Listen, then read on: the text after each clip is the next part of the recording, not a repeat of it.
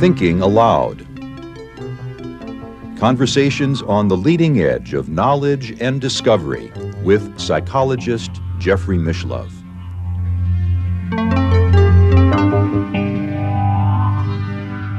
Hello and welcome. I'm Emmy Vadnais, co-host with Jeffrey Mishlove. Our topic today is South African shaman. My guest is John Lockley, who is one of the first white men in recent history to become a fully initiated Sangoma in the Xhosa lineage of South Africa. John is author of Leopard Warrior, a journey into the African teachings of ancestry, instinct, and dreams. John shares his time between South Africa and Canada.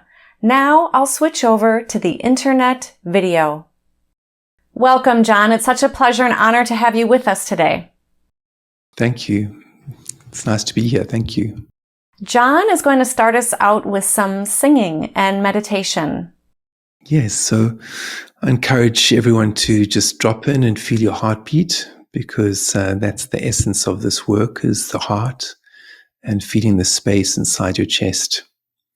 I talk about connecting with your little drummer, your own heartbeat. So just closing your eyes and just centering yourself and feeling your own heartbeat.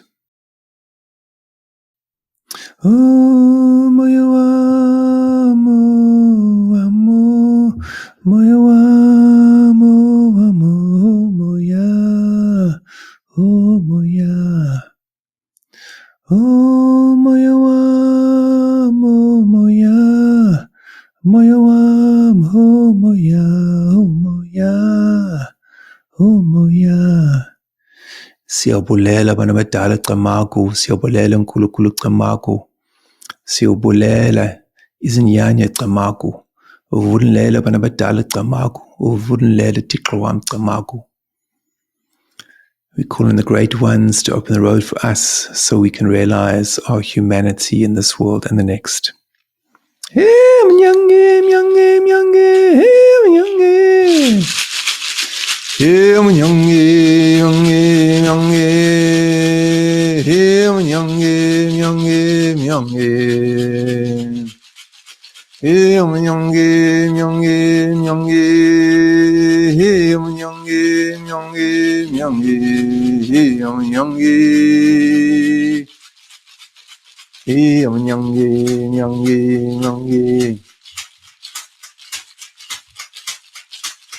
Abazali bamo, bamo, abazali bamo, bamo, abazali bamo, bamo, abazali bamo, bamo. Abazali bam, abazali bamo.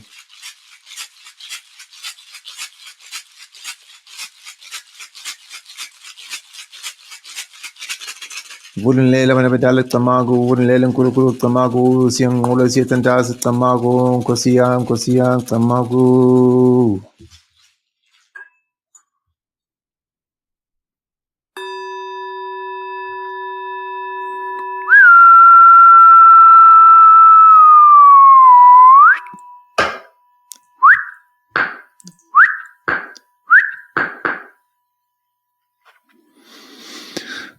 So just a small little invocation, just welcoming in the ancestors of our humanity, our collective humanity, that we may learn how to listen and that we may learn how to respect life. Thank you so much for that, John. You are one of the first white men in modern or recent history to become a fully initiated Sangoma in the Xhosa lineage in South Africa, the same tribe as Nelson Mandela and Desmond Tutu, who helped resolve or heal apartheid. Well, it's according to my elders at the time. South Africa is a big country, so there might have been a number of other white people, but according to my own elders at the time, that's what they hadn't heard about any other white people at the time. And since I finished my apprenticeship, there's been a number of other white folks in South Africa who have heard the call to become a Sangoma, and they've done the training. And I've met quite a few. So it's clear that it's not about the color of your skin. It's about the call of the spirit. And I think that's the point that was being made by a number of my elders, that the Great Spirit doesn't see color. The ancestors don't see color. They see a human being, and if they want the human being to become a shaman, become a Sangoma, then they come and they call them. And that's the way it goes. You started having dreams from the medicine woman who you eventually found, who trained you. And she also dreamt of you. Well, I had many dreams over the years, and then I had this sickness which they call the Xhosa illness in South Africa, which is the traditional shamanic calling illness. So with traditional Sangoma culture, you don't decide to become a Sangoma. You are called by the ancestors in the spirit world, and often it comes with an illness, quite a profound illness. And that illness is not just spiritual, but it's also physical, because your whole electrical system gets rewired, your whole nervous system gets rewired. So in my experience, I got a lot of physical symptoms, and I got very sick. So that was basically losing lots of weight, having a lot of stomach issues, and a lot of sleepless nights. But the biggest thing was really the weight loss, and as if I'd drunk maybe 10 cups of coffee. And in those days, I didn't really drink much coffee. And so the whole body had this sense of a tremor. So my hands were shaking, and it was like connecting to a power socket, an electrical grid, where your whole body it's just vibrating. So, but it's quite painful actually. So when I met my teacher, Mamgwevu, which I speak about in my book, Leopard Warrior, she says that she dreamt about me the night before I met her. And then she asked me what took me so long to come to her. And I said to her, apartheid, because it was against the law for people to basically mix in some ways. So basically white people couldn't just go into the townships where the black folks were living, unless you're part of the military or the police, or you're a church person, i.e. a reverend or a missionary. And at the same time, it was against the law for black people just to walk around towns unless they had a pass or some kind of book that was giving them permission to travel. So there wasn't a lot of mingling in terms of white people going into townships and then training to become Sangomas. So it was quite a complicated time, and people can find out a bit more about it. But the good news is that it's all over now. This was many years ago. And so my first meeting with my teacher, Mamgwevu, it was a very powerful meeting. And she asked me what took me so long to come to her. And like I say, I said apartheid. And then she said, Tikro Nkosi yam. And the tear went moving down her face.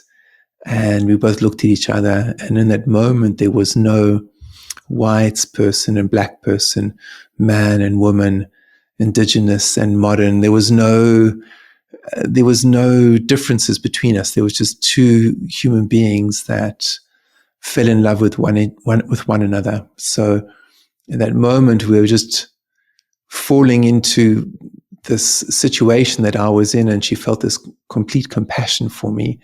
And I felt her compassion, and I also just felt this incredible love from her. And there was just this love, incredible love between two people.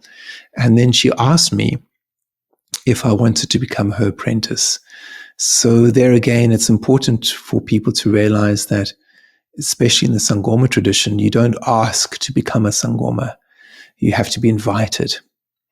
And so in that moment, she asked me if I would become her apprentice. And I was quite nervous, to be honest. I didn't know what it would mean to become an apprentice Sangoma. So I said to her, what does it mean to become a Sangoma? And she said, to become a Sangoma means that you will stop being so sick and that you'll be able to heal people in different ways because the ancestors will move through you. And at that stage, I was struggling to walk. I had very bad knees. So I agreed. I said, okay, I will become your apprentice. So then she said, okay, well, tomorrow come and I'll give you your first white beads, which will be a sign that you are my apprentice. And then this is what happened. When you were born, you had white around your eyes, and there's also a significance to the white clay as well around the eyes. Yes, in the Xhosa culture, when you become a Sangoma, they put clay over your face, and that's a sign that you are entering the liminal world. The liminal world is the world of the ancestors of the spirit realm. And they say that that's the realm that's going to teach you. The spirit world is going to teach you. So that's why they cover your entire face in clay, white clay. And then when you start coming out of that world in the sense that you start to complete your apprenticeship, then you just have the white clay over your eyes as a sign that part of you is always walking in the liminal or spirit world, and the other part of you is in this physical world. So being a Sangoma is almost like learning how to operate in two worlds, the world of the spirit and in the physical realm at the same time. And that's why there's been stories of madness or close to madness for many Sangomas because of that entering into the spirit world and then knowing what is the spirit world and then what is this physical realm, and then sometimes there's confusion happening. And so sometimes it can be misdiagnosed as mental illness when in fact it's a very profound spiritual calling in becoming a Sangoma. So when I was born in Cape Town, I had this white clay or birth skin over my eyes, and it was so unusual that my mother turned to the doctor and said, he looks like a little albino," because she had just come from Australia, and the Aboriginal people had clay on their faces. So she thought I looked like one of those Aboriginal people in Australia. And the doctor was very surprised, and the Xhosa nurses kind of ululated. And my mother forgot that completely until she met my teacher years later. And the first time she met my teacher came through the gates, and she had all these beads and beautiful headdress on her and this white clay around her eyes. And then my mother remembered my birth, and then when we were sitting down having tea, she said, "Oh, Mam Gwevru, I want to ask you something." And she said, "Okay." And then she described how I was born. And this was all done through an interpreter because my teacher doesn't speak English. And then my teacher said, "Yes, well, I was born like that as well. A lot of us Sangomas are born with that clay as a sign of them becoming Sangomas in future. It's a sign of them being blessed by the spirit world." You completed a 10-year apprenticeship, and that was many years ago now. And when you went through that process, you didn't know when your apprenticeship would be complete. How is it now for you, all these years later, being a shaman or a Sangoma from that initial experience? Well, I feel that there's always so much to learn. So I feel that I just touched something profound, but there's so much more to touch and to learn and to experience. And because the root of it is learning about, the root of the teaching is engaging with what we say is Thobeka. Thobeka means humility. So in the beginning, there's a period of time where you're serving your teacher and you're serving the community, And humility is very, very important, because they say that we as individuals don't know much, but the spirit world is the world that educates us. So we have to listen, and we also have to listen to our elders. So now that my apprenticeship is being finished for many years, those roots or seeds that took root inside of me have taught me that there's so much I still don't know. There's so much I don't know. So every day is a fresh day, and there's so much to engage with in terms of the spirit and the spirit world and plants and animals. I'm constantly being taught, on a daily basis. For those who may be listening who are new to the term shaman and Sangoma, could you just describe briefly what a shaman does and how you help people and the planet? The shaman term comes from Siberia, and it referred to traditional healers who were metaphysicians and diviners and mediums. And they went through this long apprenticeship to become shamans. So a shaman is a spirit doctor. And nowadays we have contemporary shamanism and we have traditional shamanism. So with contemporary shamanism, people can do an apprenticeship, or they can do a shamanic practitioner course in various places around the world.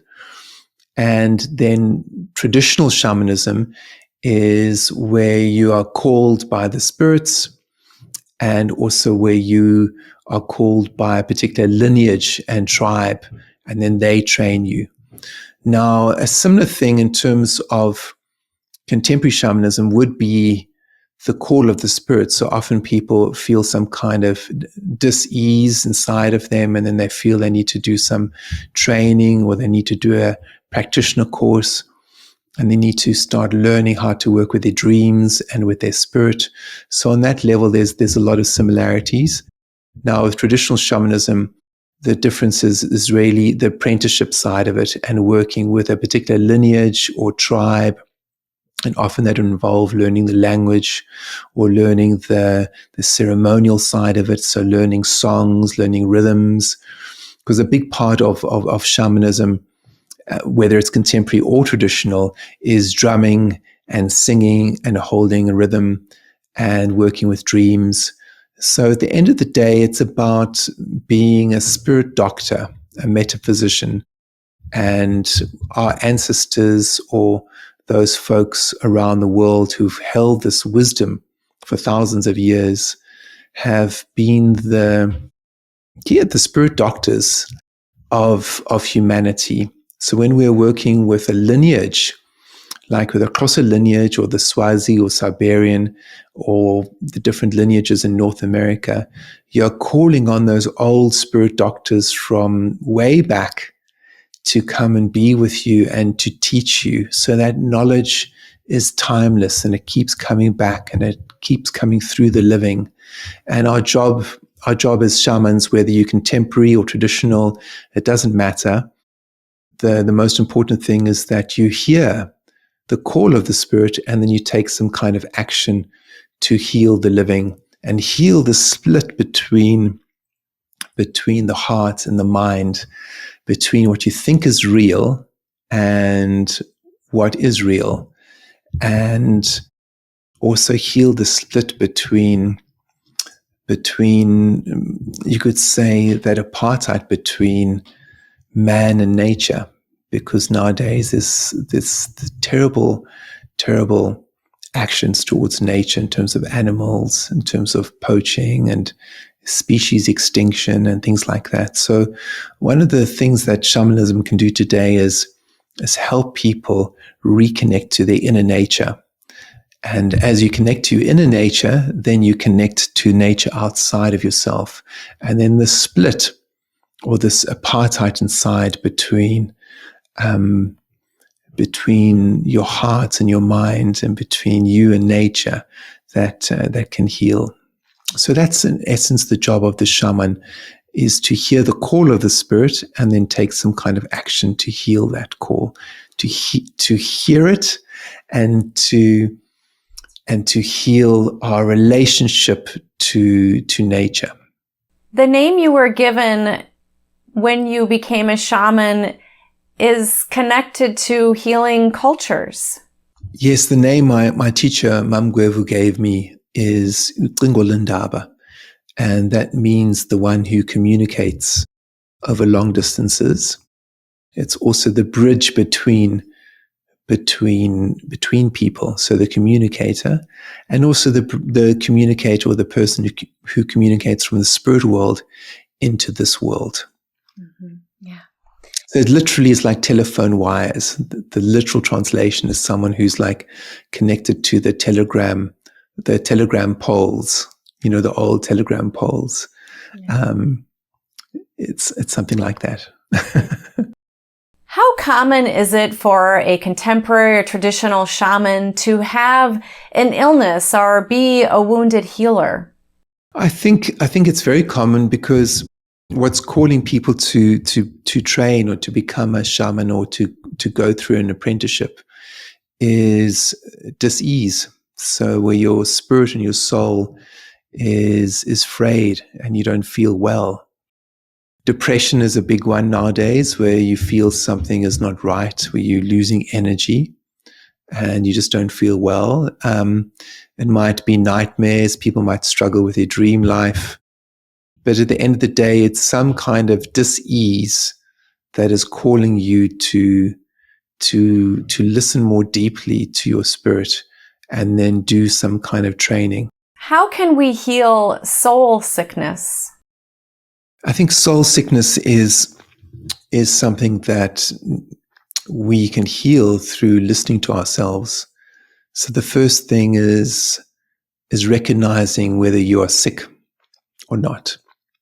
So it's interesting, because a lot of my traditional friends in South Africa would be considered to be suffering from material poverty.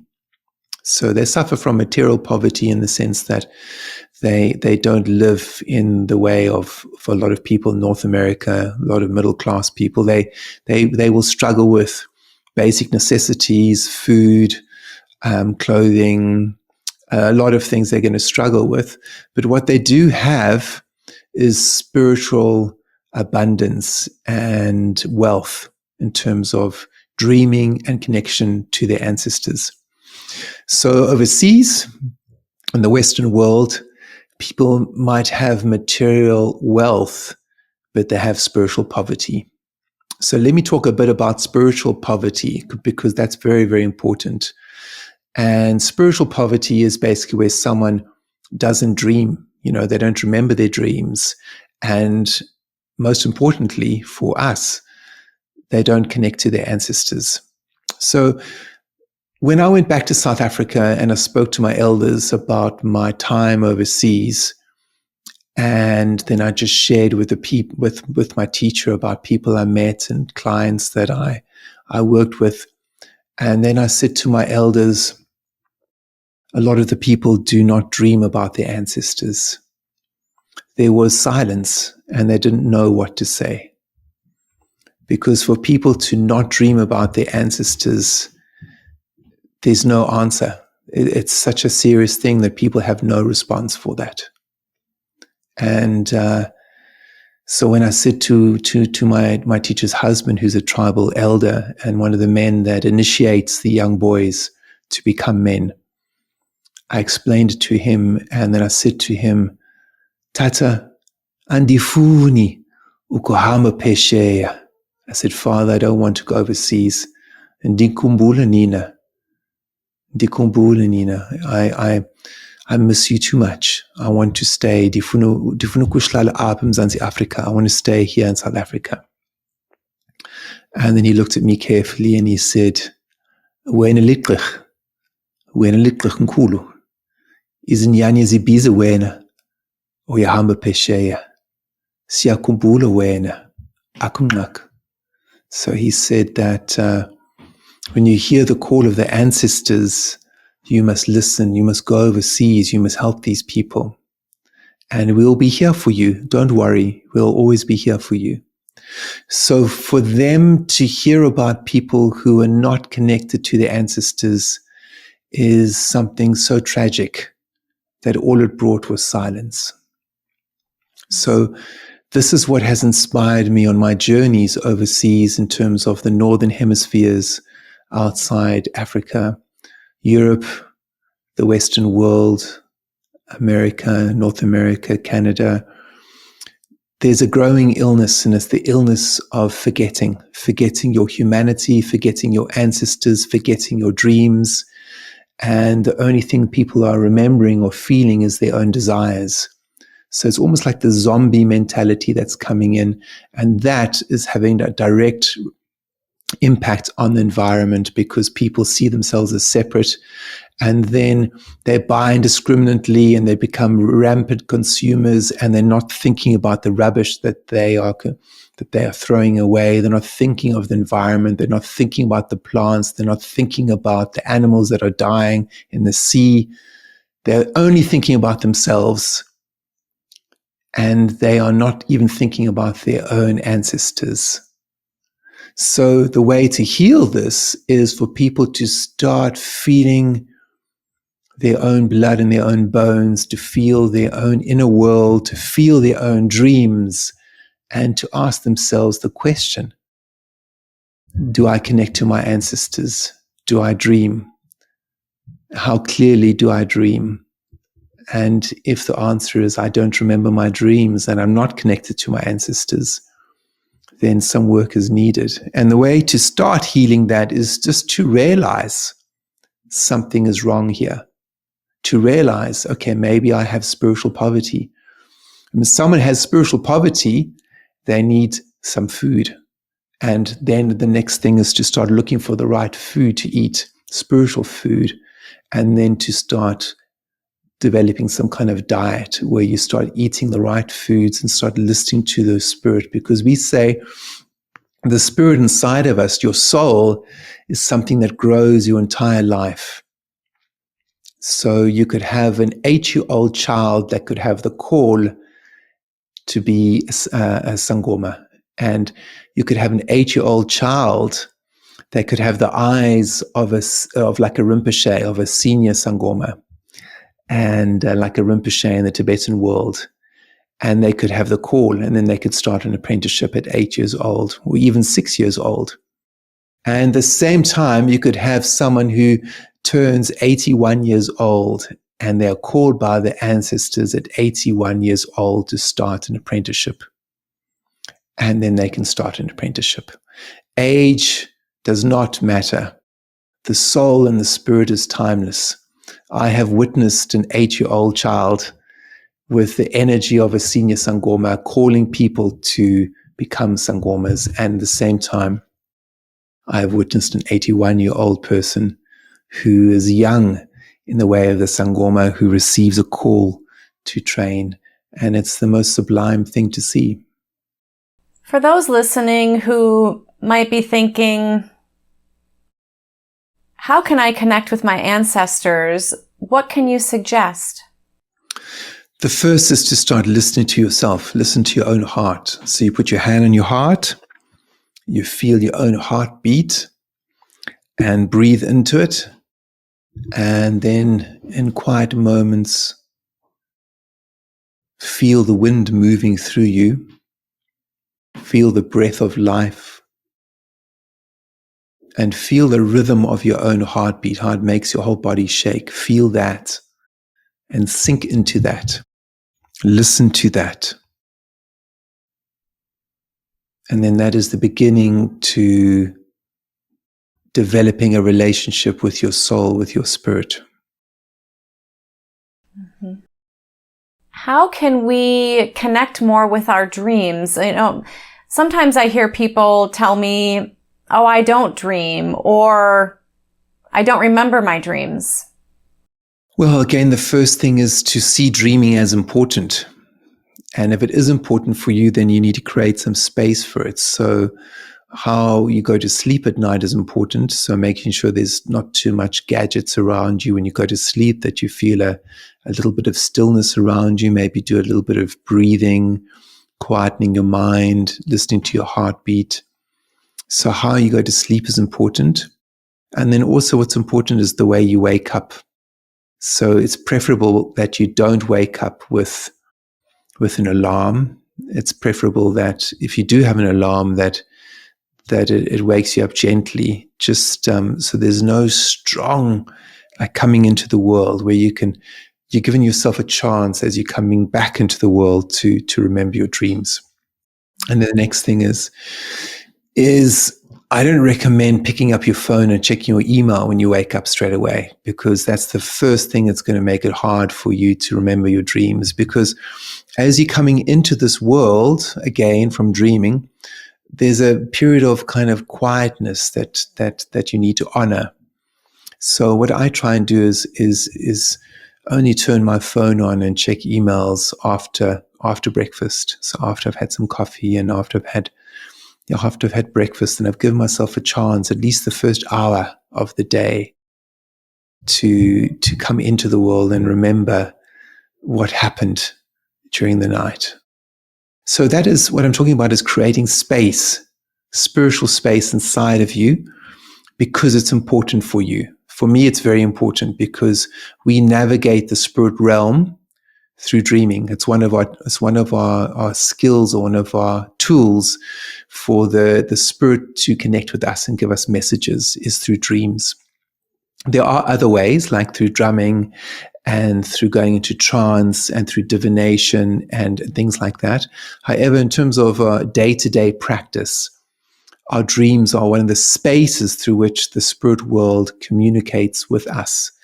So it's very serious. So that's why I make it important. It is important for me. So the next thing is to also have like a little book or a little diary next to you, so you can make some notes when you wake up. And then once we have our dreams, what do we do with them? They communicate with us, I gather.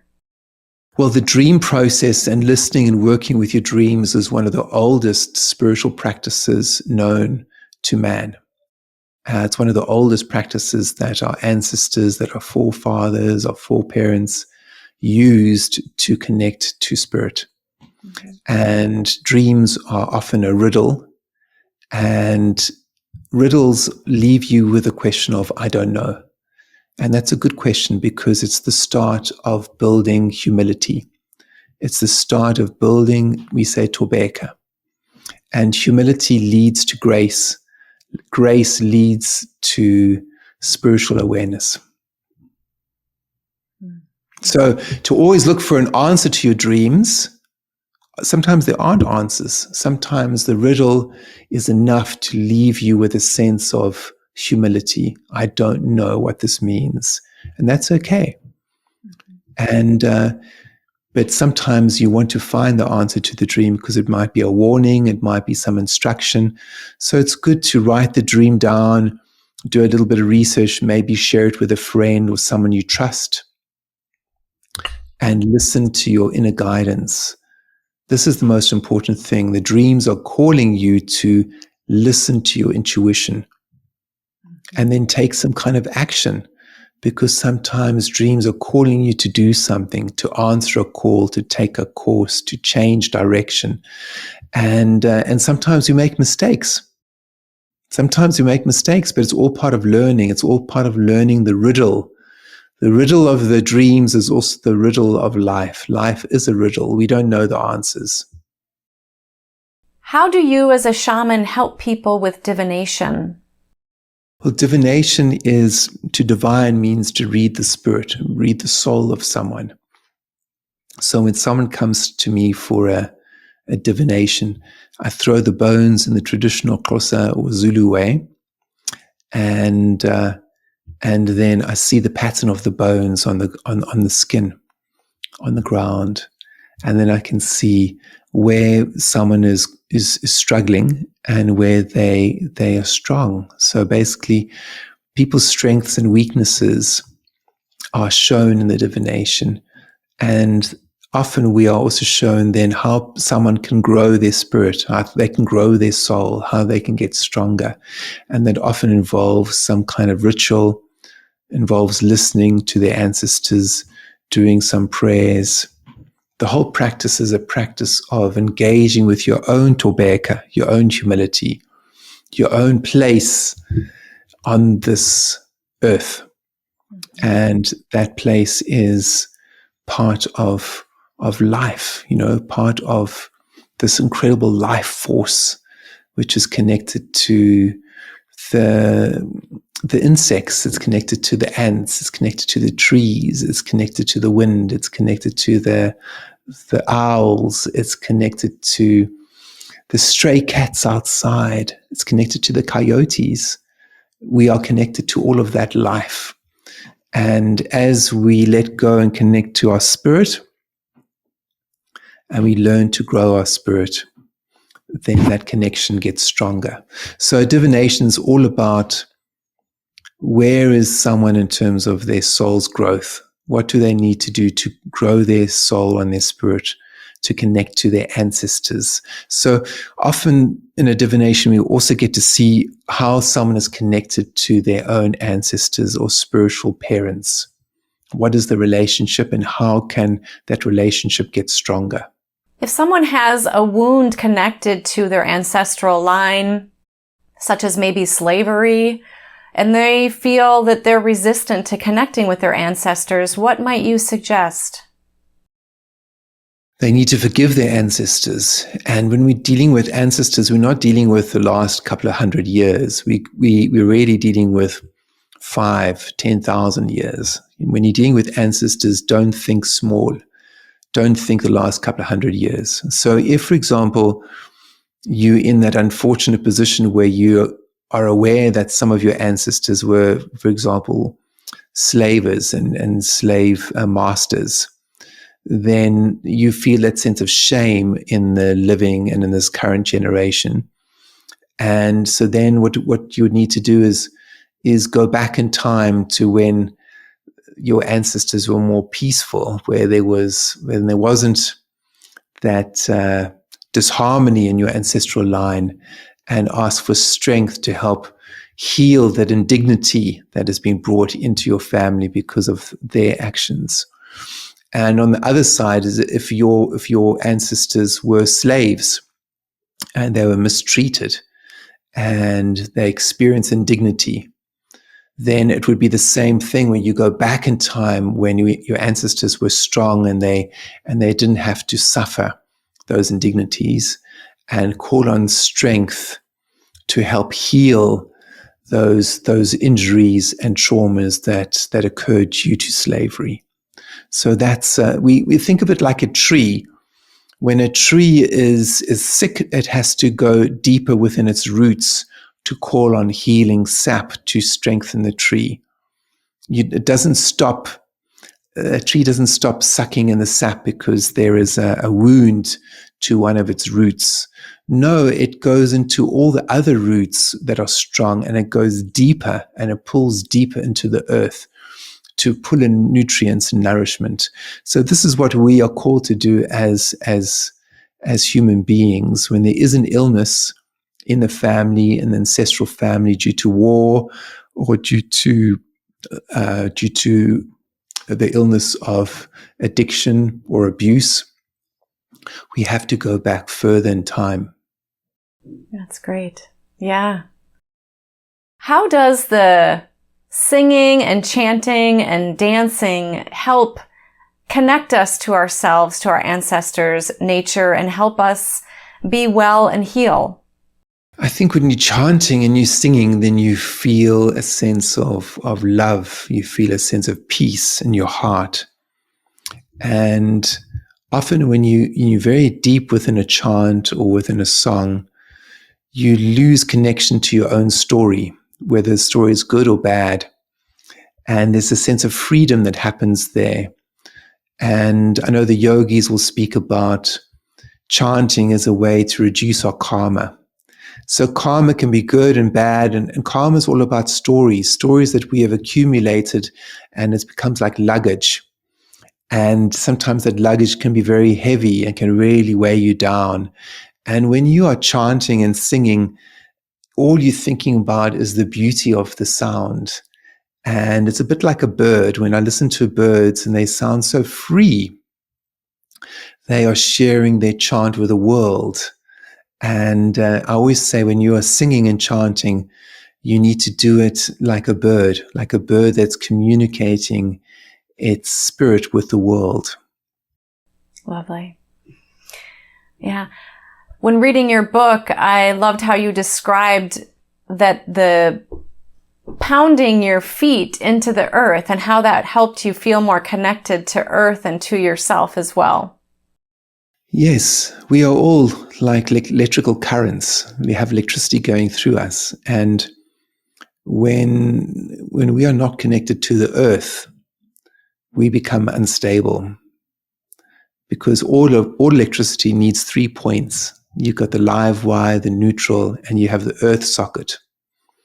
And if electricity is not earthed, it becomes dangerous. And this is, in a nutshell, what's happened to the human race. A lot of people nowadays are not earthed. They're not connected to the earth. So the danger often comes where they are unstable in terms of themselves, with their own emotions, with their own disconnection to nature. And as people get disconnected to nature, they become a threat to nature. So because their actions are not wise, their actions are just about them. And so when we connect to the earth through our feet, we feel that sense of love for the earth, and our own electrochemical system gets grounded into the earth, and we just naturally just start to feel better, because our electrical being is being earthed. It's like being connected to nature again. And it's a physical experience. This is not just a emotional or spiritual experience. It's a physical experience.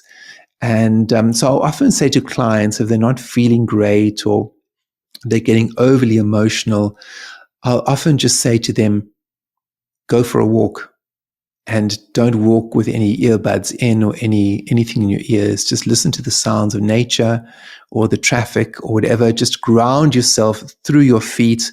Go for a walk, and preferably go to where there's some trees, and feel your feet on the ground while you're walking. If you have to go a little bit slower, do that, and just allow yourself to just stomp on the earth. Yeah, that's great. How do we reach those people who are really taking advantage of the earth's resources and not being aware of their connection to nature? Well, that's difficult, because you can't force someone to do something. It's very difficult, that. The first thing we have to do is work on ourselves. And so we have to change our own relationship to nature. And that involves prayer. It involves listening to ourselves first. So we can look at the animal world and want to run out there and help the rhino and help the animals that are being decimated by poachers. But the first thing we have to do is we have to connect to our own spirit first, and then pray and ask, what can I do to help in this situation? So one of the ways I've been led to help is to bring people on retreats to the Kalahari and to Botswana, to teach modern people indigenous African skills. And before I did that, the one day, I brought people into a lodge in the Kalahari, and one of the lodges I went to was actually one of the last places where they had rhino with horns, because the poaching epidemic got so bad that the way of saving the rhino was to actually take their horns off. So I remember sitting around a watering hole in Botswana and noticing that these rhinos had horns, and I was very lucky to observe them. And the fact that they had horns was a threat to them. And the response by the government was to remove the horns so that the poachers don't take the lives of the rhino. So this was very poignant for me when I started my retreat. And what was poignant was teach people how to listen to nature, how to listen not just to their own voice, but the voices of the wild ones, of the animals around them, and then ask those animals, how can we help you? So when I was in the Kalahari running retreats, a friend of mine was the first retreat I did. A friend of mine from America was with me, and he approached one of the Kalahari bushmen, one of the Khoisan trackers that was with us. And he said to him, what can we do to help, help the situation with, how can we help you? What can we do to help you? And the Kalahari, the bushman guy, the tracker, he said, keep coming to visit us, keep coming to the Kalahari, because the more people that come and support us, it'll make it easier for me to make a living, and it'll make it easier for my family. And then you'll also understand about nature, and you'll also understand about how we can protect nature and these natural resources. So just keep bringing people to visit us, to come on these retreats. Every day, people are eating many animals, meat. Many people feel they don't really have a meal unless they're eating meat.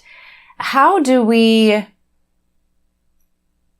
engage in that while also respecting animals and nature? Or is that something we need to look more closely at, is our consumption of other animals in our diets? I think people need to be more mindful generally of everything, actually, what you're spending your money on, what you're buying, and what you're eating. Definitely. I'm not going to say people shouldn't eat meat, because that's a bit judgmental. But I think people should be careful on how much meat they're eating. Is it necessary to eat meat every single day? I'm not sure. It's something that each person has to answer for themselves. But what's clear is that it's a group effort. We say in Xhosa, Ucingolwendamba, which means a person becomes a person or a human being through other people. So the way we engage with the circle of life, with our community and people around us, can say whether we are a human being or not. So if we're acting as a human being, we need to be compassionate towards other living creatures. Mm-hmm. And that means that our actions affect other people. So we basically say that basically a person becomes a person through other people. So what it means is that our relationship with others is very important. So in a circle, everyone is equal. And whether you're a prince or a pauper, you are both part of that circle. So if you decide that you don't want to eat too much meat, then it's affecting that circle. So each one of us has that responsibility. And how the animals are treated as well in that process. Yeah. One of the animals you have on the cover of your book is a leopard. Could you share a little bit about the meaning of that for you? Yes, well, leopards are sacred animals all around the world, and in particular in Africa, and in particular in Southern Africa, because I can't speak for the whole of Africa, but in Southern Africa, leopards are revered because they are seen as emissaries from nature. And you'll often see leopard skins or fake leopard skins in herbalists and traditional healers' homes and shamans and sangomas, because a leopard is seen as a creature that moves between the material and the spirit world. And also a leopard represents supreme intelligence in terms of natural intelligence, because all their instincts are awake, are alive. So they are an embodiment of having all your six senses awake. And it's a teaching for us as human beings that when we want to work with healing, when we want to work to help someone, that we have to awaken and reawaken all our senses so that we are connected to the spirit of life to nature. And in so doing, we can help the person who comes to us for healing. So this is why the leopard is one of the main animal totems for traditional healers around Southern Africa. And also nobility, so statespeople or kings or people who have standing in the community, tribal chiefs, they'll all have some leopard skin or like I say, fake leopard skin because of poaching nowadays. They'll have that draped around their shoulders as a sign that they are listening to the natural world, to the spirit world. And you have another animal behind you as well. That's the guinea fowl. And so that's considered you could say the chicken of the bushveld or the messenger of the bushveld. So no matter great or small, the spirit world is speaking to us through the natural world. And so we'll often look at the birds and see how are the birds speaking to us, because that is a way that the spirit world or the ancestral world will be communicating to us through the animals, through the birds. What else might you like to share about how we can help heal our collective humanity and soul sickness as a shaman? I think the first thing is to listen to yourself and just ask yourself the question of, am I happy? Am I sad? What is happening with you, with your own emotions? What's happening inside you? What's happening with your dreams? And then to be compassionate with yourself, to wrap a blanket around yourself as if you're suffering from some trauma, because nowadays a lot of people are traumatized. So the way to deal with trauma is to wrap yourself in a blanket and to just breathe into your heartbeat and start to listen to yourself first. And then when you're feeling that you are comfortable with listening to yourself, see if you can listen to someone else. I mean, really listen, not try to finish their sentences, not get bored because they are long-winded with their response or what they're talking about, but really listen to another person. Really listen to them as if you are listening to yourself. And don't try and give them an answer to their problems or try and sort out their problems. Just listen to someone and see what can happen from there. Great advice. And is there any story you would like to share about how you've helped heal someone?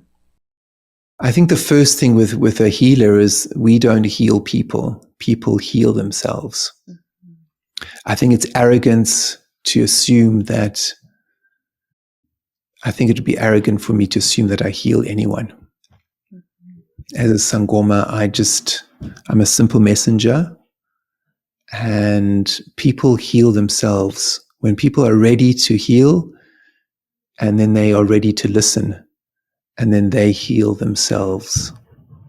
The most important thing is for a person to listen to themselves and also to trust and have faith and courage that we're living in a very magnetic and powerful world where the universe and the world is just waiting to help you and heal you. You know, the Great Mother, all the animals, all the spirits, they are just there waiting to heal you and help you. But you have to be open to it. I think that's where the struggle is. And that's where a Sangoma comes in, is to help bridge the spirit world and this material world and help people have the courage to heal themselves. Mm-hmm. So the Sangomas who have helped heal me and worked with me, the great ones that I've worked with have all shown incredible kindness, incredible compassion, and incredible patience. So these are the qualities that we all need to develop with ourselves and with one another.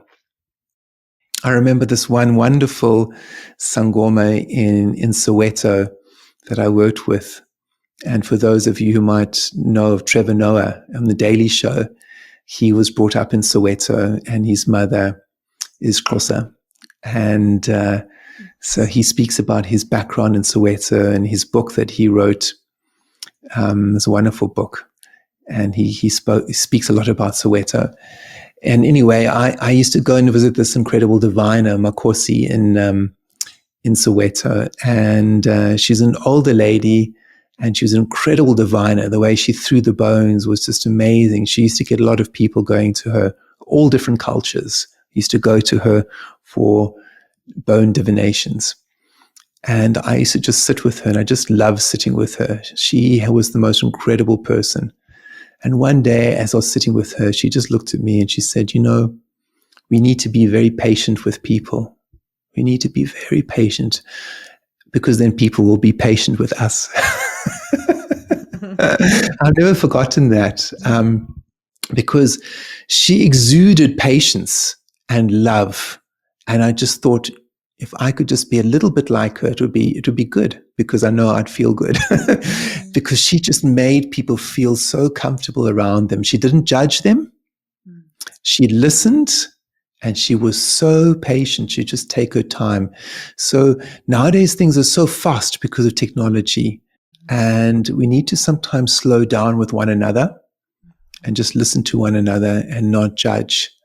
And the first is to do that with ourselves. And as we do that, then we are creating the seeds or the ground for healing, for incredible healing.